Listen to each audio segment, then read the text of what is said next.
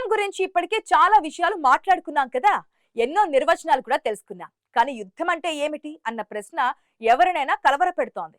పరిగెడుతున్న రైలు హఠాత్తుగా పట్టాలు తప్పి పక్కకు ఒరిగిపోవడం, సాఫీగా సాగుతున్న జనజీవనం ఒక్కసారిగా సంక్షోభాల ఊపిలోకి దిగబడిపోవడమే యుద్ధం. మనిషి శాంతికి దగ్గరగా ఉండాలని కోరుకుంటాడు, కానీ ఏ బ్యాడ్ టైంలోనో వివేకం కోల్పోయి విధ్వంసం వైపు అడుగులు వేస్తాడు. ప్రస్తుత పశ్చిమాసియా యుద్ధం సరిగ్గా ఇలాంటి విలయాన్ని సృష్టిస్తోంది. అమెరికా యుద్ధంలో నేరుగా తలదోచడంతో ఇది కాస్త మినీ ప్రపంచ యుద్ధంగా మారిపోయింది.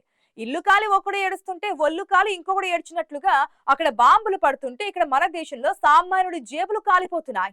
ప్రపంచం ఒక కుగ్రామంగా మారిన ఈ రోజుల్లో ఎక్కడో జరిగే యుద్ధ ప్రభావం నేరుగా మన వంటింట్లోకి అడుగుపెట్టింది. ముఖ్యంగా గృహిణుల్లో ఇప్పుడు ఒక రకమైన అలజడి మొదలైంది. సహజ వాయు సరఫరా మందగించడంతో వంట గ్యాస్ కోసం హాహాకారాలు చెలరేగుతున్నాయి. యుద్ధం ఇలాగే కొనసాగితే పొయ్యిలో పిల్లి లేవని పరిస్థితి వస్తుందేమోనని సగటు కుటుంబాలు తల్లడిల్లిపోతున్నాయి.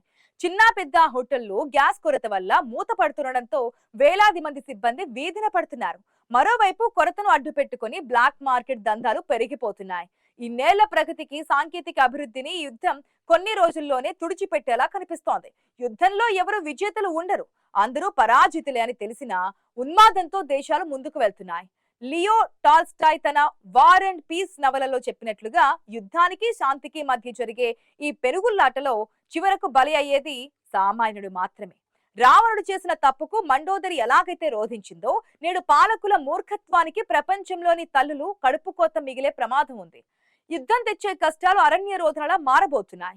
ఇరాన్ పై అమెరికా దాడులు మొదలు పెట్టగానే ఇరాన్ కూడా వెనక్కి తగ్గలేదు. తనకు తెలిసిన యుద్ధ తంత్రాలతో అట్నుంచి నరుక్కొస్తోంది. అమెరికా మిత్ర దేశాలైన అరేబియా, ఖతర్ వంటి గల్ఫ్ దేశాలపై బాంబుల వర్షం కురిపిస్తోంది.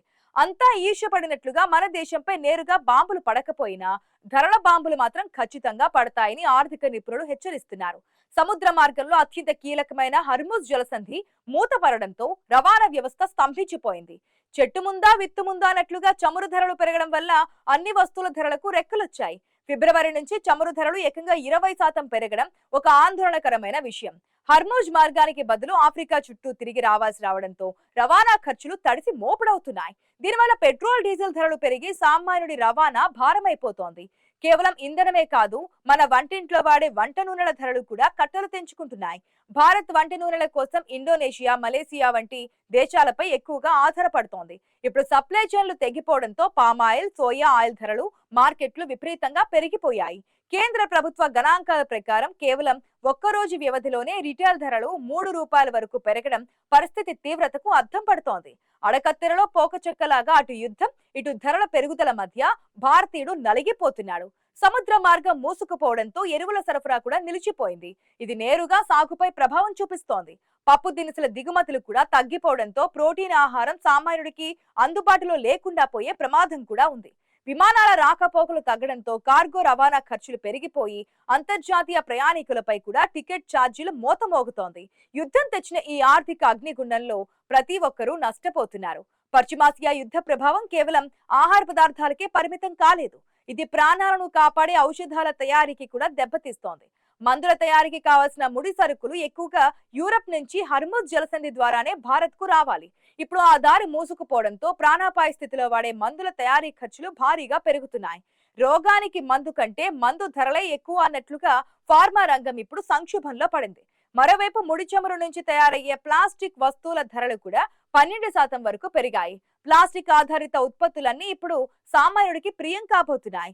ఇక అంతర్జాతీయ రాజకీయాల్లో అమెరికా అధ్యక్షుడు డొనాల్డ్ ట్రంప్ అనుసరిస్తున్న తీరు మరింత ఆందోళన కలిగిస్తోంది. ఒకవైపు ఇరాన్ పై యుద్ధం చేస్తూనే మరోవైపు వెనిజువేలాను అమెరికాలో 51వ రాష్ట్రంగా కలపాలని ఆయన చూస్తున్నారు. జరుగుతున్న యుద్ధాలు చాలవా అన్నట్లు ఇరాన్ తర్వాత క్యూబా దేశాన్ని పూర్తిగా తన అదుపులోకి తీసుకురావడానికి ట్రంప్ పావులు కదుపుతున్నారు. అమెరికా విధించిన ఆంక్షల వల్ల క్యూబాలో విద్యుత్ వ్యవస్థ కుప్పకూలిపోయి కోటి మంది ప్రజలు అంధకారంలో మగ్గుతున్నారు. ట్రంప్ తన వ్యాఖ్యలతో ప్రపంచ దేశాలను భయపెడుతున్నారు. క్యూబాను తాను ఏదైనా చేయగలనని, అది తనకు దక్కిన గొప్ప గౌరవమని ఆయన బహిరంగంగానే ప్రకటిస్తున్నారు.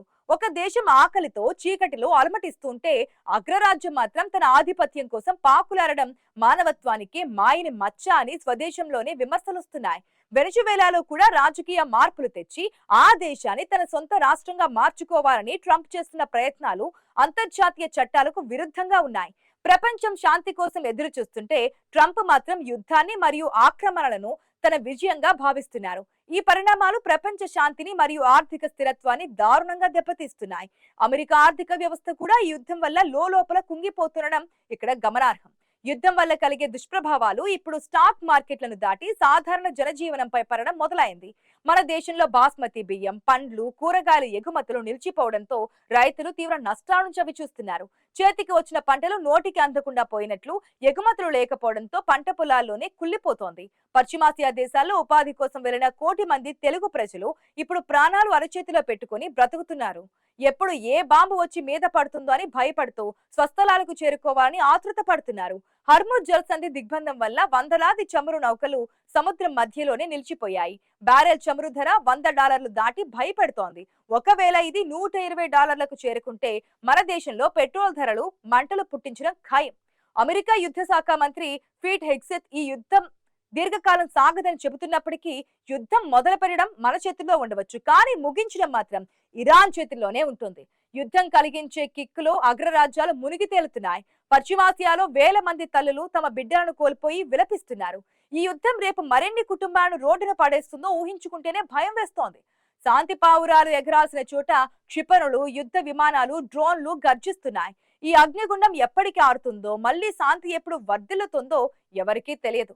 మన వంటింట్లో గ్యాస్ కొరత నుంచి సరిహద్దులో ప్రాణాలు కోల్పోతున్న సైనికుల వరకు ప్రతి ఒక్కరూ ఈ యుద్ధానికి బాధితులే. మానవ స్వభావంలోని వక్రత వల్ల సంభవించే ఈ విధ్వంసం ఆగిపోవాలని, మనిషి తన వివేకాన్ని చాటుకోవాలని ఆశిద్దాం. అప్పటి వరకు ఈ ఆర్థిక మరియు ప్రాణ నష్టాలను భరించడం తప్ప ప్రపంచానికి మరొక మార్గం లేదు. యుద్ధం ప్రారంభమై 3 వారాలు కావస్తున్నా శాంతి చర్చల కోసం ఏ ప్రయత్నమూ జరగడం లేదు.